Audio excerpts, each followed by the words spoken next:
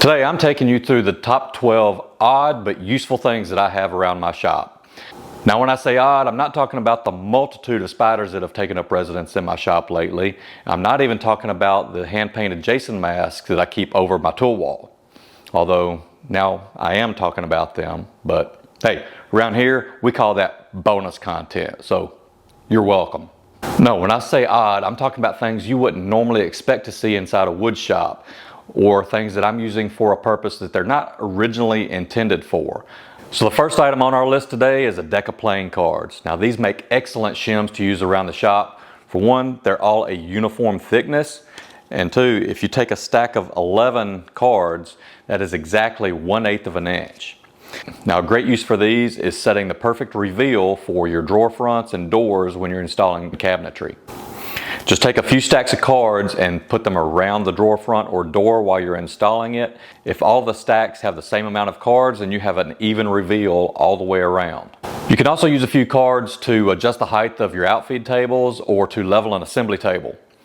So if you don't have any in your shop, I recommend picking up a pack and keeping them around. They'll come in really handy. Number 2 on the list is a spray bottle full of water. Now this comes in handy when I'm sharpening my chisels and plane blades. The diamond stones that I use need a little spritz of water to lubricate the stone and to remove any of the metal schmutz that builds up whenever you're sharpening. I also use this bottle of water to pre-raise the grain before applying a finish. This is a technique called water popping. So do you ever get this really rough texture whenever you first apply a coat of finish onto your project? This is due to the wood grain rising as it absorbs moisture from the finish. Now you can prevent this by pre-raising the grain and sanding it back smooth just before applying your finish. After your last sanding grit, give the parts a light spritz of water and let it dry. This raises the wood grain and you can lightly sand it back. After you do this water popping trick, the grain is not going to rise again. Using this trick will help you get a much smoother finish on your next project. Alright, number 3 on our list is movers blankets. Now these blankets are tough with just a little bit of padding. So not only are they great for keeping you warm on those really chilly winter mornings in the shop, but they're also great for preventing scratches and dings on your furniture parts while you're prepping them for finish. Just spread the blanket out and you can lay out all your parts on it, and they'll be protected from any scratches or dents or getting banged around while you prep for your final finishing and assembly.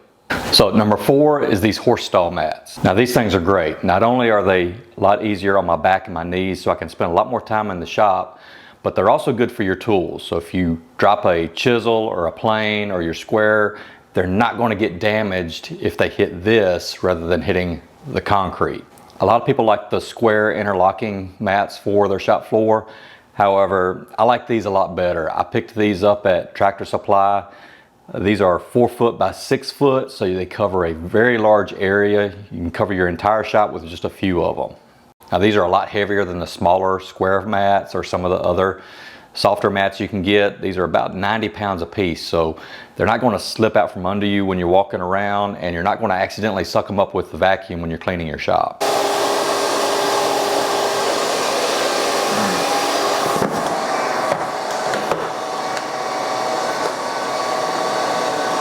These are also dense enough that you can roll your shop carts and equipment over them without them getting stuck or leaving any ruts. It's not going to damage the mat, and everything's still pretty easy to move around. Do yourself and your back a favor and get some of these.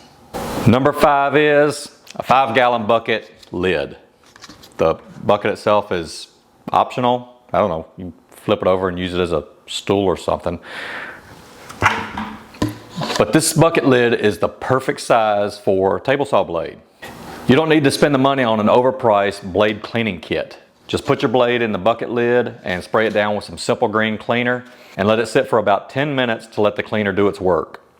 After that time, all of the gunk and the pitch that's built up on the blade will come right off, which leads me to number 6, a toothbrush. I use just a regular toothbrush to clean up the blade after it's sat in the simple green cleaner for a few minutes. This easily removes all of the pitch and the gunk that's built up on the blade teeth. I don't like to use a brass brush because even though the brass is softer than the teeth of the saw blade, it's still a metal on metal contact, and it will dull the blade over time. You're not going to get that with a regular toothbrush. Just remember to keep this one in the shop and away from the ones inside, so you don't want to get these mixed up. For number 7, we have plastic drinking straws. And if you've seen very many of my videos, you've probably seen me use these before. These are excellent for cleaning out the glue on inside corners and hard to reach areas. Just run the straw down the corner and it will capture all the glue inside the straw for a good, easy cleanup. This is great for small boxes or really hard to reach areas where you need to get in and clean up the glue, but can't get in there with any other means. Now, I'm sure someone's already typing in the comments about using single-use plastics, but don't worry, I've got you covered. Just snip off the tip that contains the glue and you can use the same straw multiple times to clean up the glue joints. Just don't try to do this with those paper straws. Sorry, California, that's just not going to work here. And while we're talking about glue ups, number 8 is a rubber ink roller. Now this is the best tool I've found for spreading glue. Whether you're doing cutting boards or tabletops, or you have a large surface that you've got to cover, a few swipes with an ink roller and you've got a good even coverage. Cleanup is very easy too. As soon as you're done, just run it under some warm water and the glue comes right off. So number 9 on my list is a rack used for smoking ribs. Now how do I use this, you might ask? Well, when I'm making cutting boards, I like to work in batches because it's a lot more efficient to make multiples than to just do 1 or 2 at a time. And when I'm ready to finish the cutting boards, I dip them in a bath of mineral oil and I use the rib rack so that I can dry multiple boards at once instead of waiting on just one to dry and then moving them individually. So with the rack, they can stand on their end and the oil drips off and I can do a bunch of them at once instead of one at a time. Number 10 on our list is wooden toothpicks.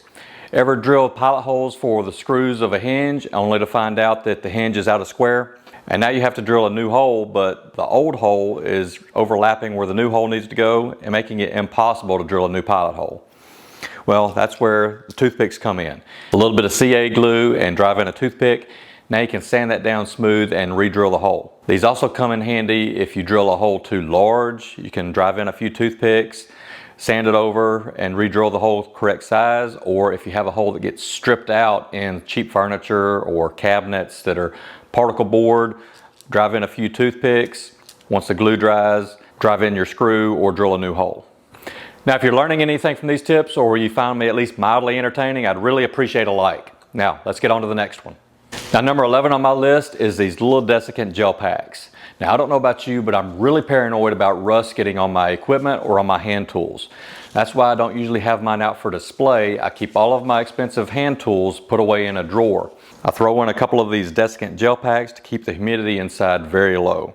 Now with the cast iron tops on my machines in the shop, I see those almost every day, so if they start developing any rust, I can address it very quickly. However, with my hand tools, I may go a while without using certain ones, especially some of the specialty ones. That gives rust a time to really set in and do some damage. So if you're like me and you're concerned about rust, pick up some of these Desiccant packs. You can get a box full of them for just a couple of bucks, or just be on the lookout for them whenever you get a package delivered. A lot of times they'll have 1 or 2 of these in there. Just grab it, throw it in with your hand tools, and it just adds that little bit of extra insurance to stack the cards in your favor to prevent rust. All right, and number 12 on my list is actually the newest addition to my shop, which is a remote controlled outlet for outdoor lights. Now this is advertised as a remote that you can turn on your patio lights or Christmas lights from inside the house. And that's what I originally purchased one of these for, was for some patio lights that I installed on my back porch. However, after using that for a few days, I realized this would be a great addition to my shop for my dust collector. Now my dust collection is a smaller unit and I don't have ductwork running throughout the shop to each of my machines. Instead, I have a single flex hose that I move from machine to machine depending on which one I'm using. Now since I don't have that centralized system with Bluetooth set up on every machine to automatically start the dust collection when I start the machine, I was constantly running back and forth between the machine to turn on the dust collector, go run the machine, turn off the machine, go turn off the dust collector. I have a relatively small shop, but those steps back and forth to the dust collector to turn it on and off was taking a lot of time and just wearing me down. So now I have this little remote that I keep by my machines, and I can turn on the dust collection from the machine, and as soon as I'm done, I turn it back off. This is saving me literally 5, 6 steps every time I start a machine, which honestly is not that much. but it really adds up and saves me a lot of back and forth and a lot of frustration when I turn on a machine, realize, uh-oh, I forgot to turn on the dust collector, turn it off, go back, turn on the dust collector, come back, start my machine. So this is really handy to have in the shop, and I highly recommend getting one. Hey, make sure to let me know in the comments what odd things you have in your shop that I didn't have on today's list. Hope you enjoyed the video. I'll see you in the next one. Bye.